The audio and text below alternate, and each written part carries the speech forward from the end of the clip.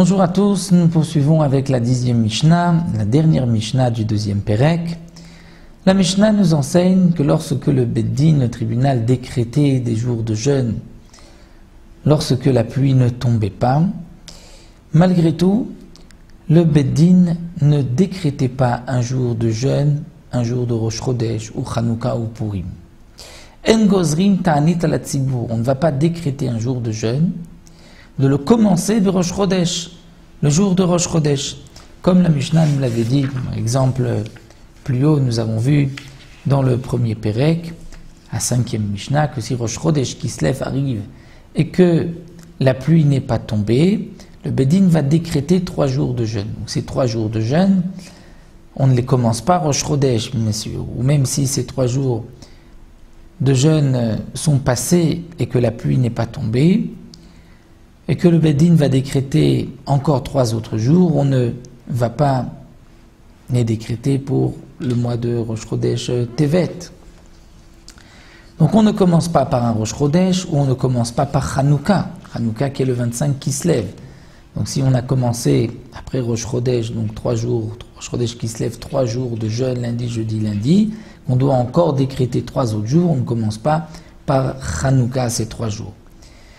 Ni Bepurim, ni le jour de Purim. Vimitrilou. Mais si on a commencé déjà les 3 jours de jeûne ou 7 jours de jeûne, lundi, jeudi, lundi, etc., et que arrive un Rosh Chodesh ou Chanukah ou Purim, un lundi ou un jeudi que normalement on aurait dû jeûner d'après le décret des Chachamim,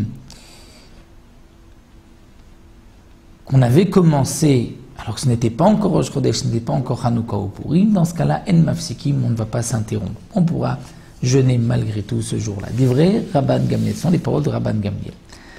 Amar Rabbi Meir, Rabbi Meir dit, Afalpi Shamar Rabban Gamliel en mafsikim, même si Rabban Gamliel a dit que lorsque tu as commencé une série de jeûnes et que le 2e, le 3e jeûne arrive, un jour de Rosh Chodesh ou de Chanukah, on ne va pas interrompre ce jeûne, on ne va pas le reporter, mais malgré tout, Modé Ayash en Mashlimim. Rabban Gamliel est d'accord qu'il ne termine pas le jeûne. On pourra manger avant la tombée de la nuit, puisque c'est quand même un jour de Rosh Chodesh, un jour de Chanukah, un jour de fête. Vechen ou de même Tisha B'Av shechal yot berev Shabbat, un Tisha B'Av qui tombe un vendredi.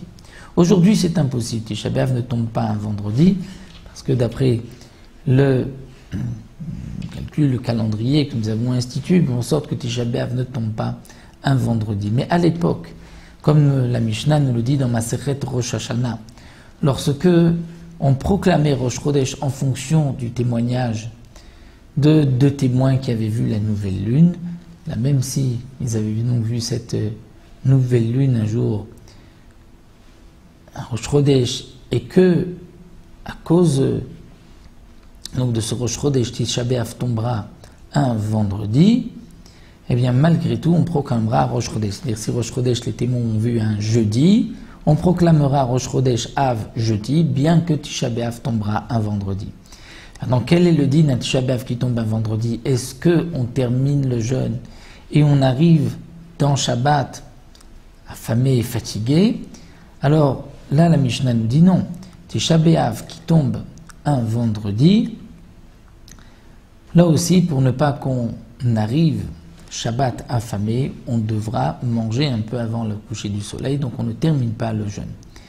Mais comme le Barthénoura nous le rapporte, la halakha n'est pas comme Rabbi Meir, on jeûne et on termine le jeûne, même un Tisha B'Av. D'ailleurs, nous avons un exemple, c'est le 10 Tevet qui peut tomber aussi un vendredi, et on termine ce jeûne jusqu'à l'entrée de Shabbat.